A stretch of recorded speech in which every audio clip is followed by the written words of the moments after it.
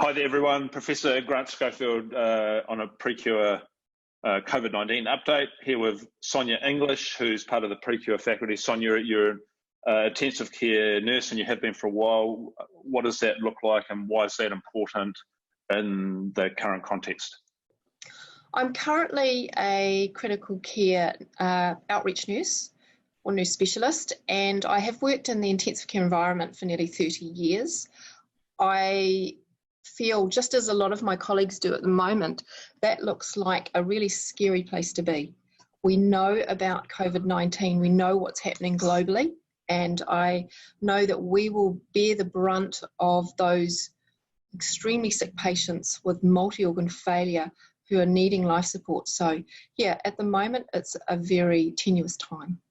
So some people are going to get this illness, and estimates of between, say, 20% and 70% of the population. We're not sure, and that depends on and how rapidly we get it depends on what we do. We could have a steep spike with a lot of people, or a slow burn with less people over a longer time. So we talk about flattening the curve.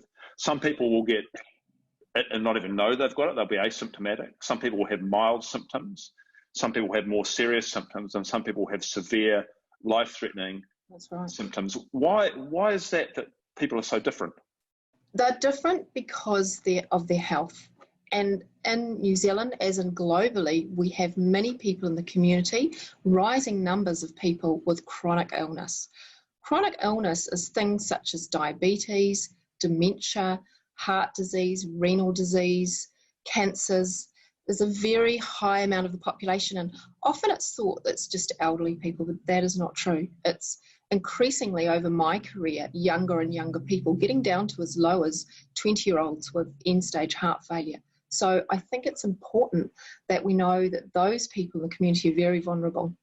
So we talk about age as being the risk in the elderly, but actually it's just probably that more older people have more chronic conditions. That's right. Is the issue. Yeah. That ageing process. However, I'm seeing a lot of young people with comorbidity, and that's really frightening. So the head of ICU at Middlemore is describing the upcoming scenario, depending on how it plays out, as possibly catastrophe medicine. That's right. What does he mean by that, and why does he say that? He says that because of the figures that we've had from Italy, that exponential curve just going straight up.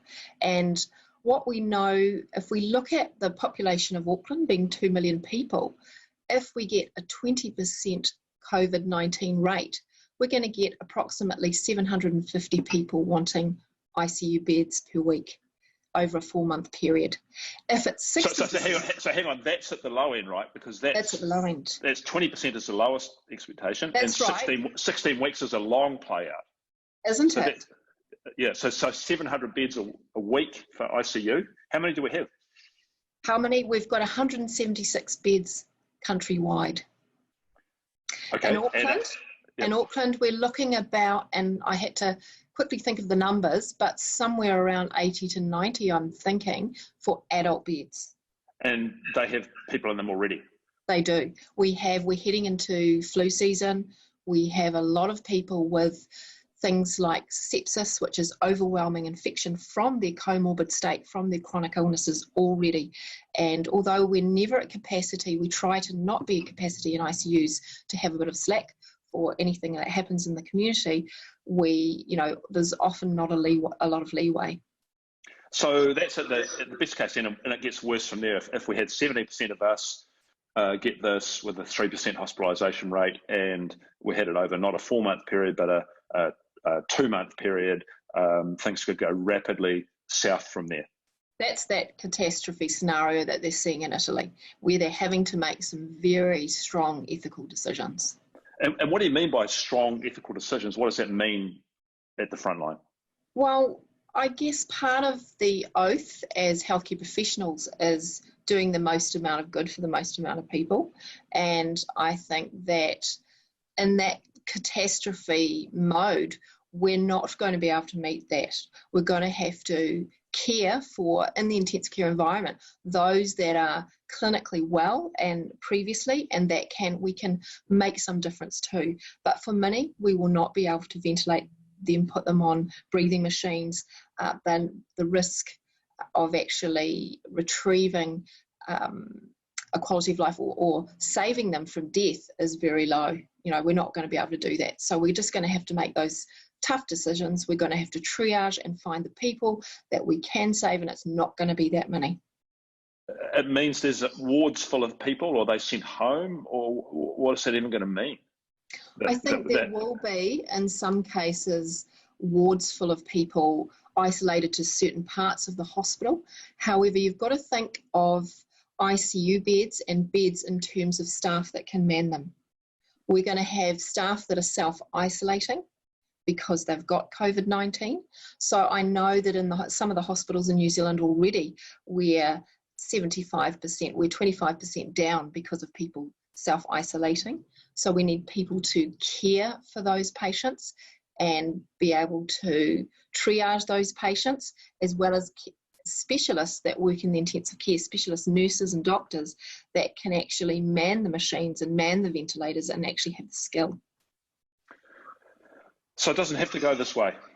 That's what we're saying, right? We're here this Tuesday, and we're not Australia, and we're not the US yet. That's right. And so there is, what we would need to do as a community is take serious and severe measures, which our government is directing us towards, and we need to take those serious and immediately. What are those?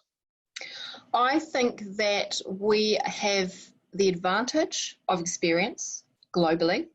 We are seeing today what's happening in Australia, where cases are doubling over a 24-hour period, and that it is our opportunity as New Zealand citizens and healthcare professionals to proactively flatten that curve. We can do things such as, when we're asked to self-isolate, to do that vigilantly, to understand what that means and put ourselves in self-isolation if we show any signs of colds, flus, being unwell altogether. I think it's about social distancing, making sure that you're not attending any events with large amounts of people, not going to the movies, all those things that we do in daily life that are not, necessities. We know about coughing and sneezing etiquette. We won't be in the community if that's happening. And also really effective hand washing techniques, looking at the World Health Organization guidelines, wiping surfaces for 20 seconds or more, being really careful in when we're together with other groups of people for work that is necessary currently, that we are trying to stay at least 2 meters away. And so there's evidence from some of the Asian countries, a bit of civil obedience. Absolutely. And actually doing this makes a massive difference. Flattening this curve will save hundreds, if not thousands. Thousands. I think, Grant, it's definitely thousands. I think that this attitude of it's not going to happen to me, which is often happens in health. It's why we're actually unable to reverse that chronicity of illness, because it's not going to happen to me. But I think in this case, we need to listen. We need to be vigilant, and we need to do it today. For a PreKure fan out there, take care, be civilly obedient, and this is your chance to make a difference to your community. And we're not trying to alarm people, are we? This is not a shock and awe technique. This is just a basic reality check of what is and where we are now.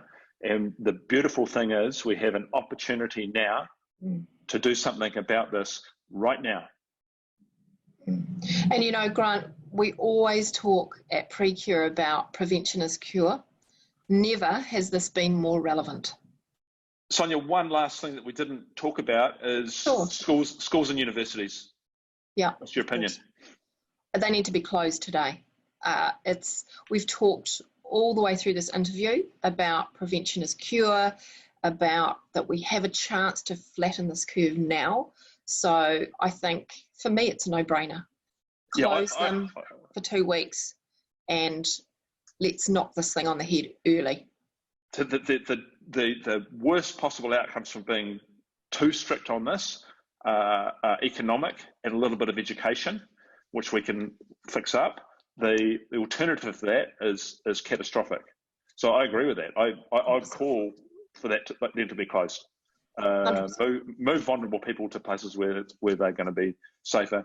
Why would you wait till there's community transmission to send the kids home? Then they will be transmitting.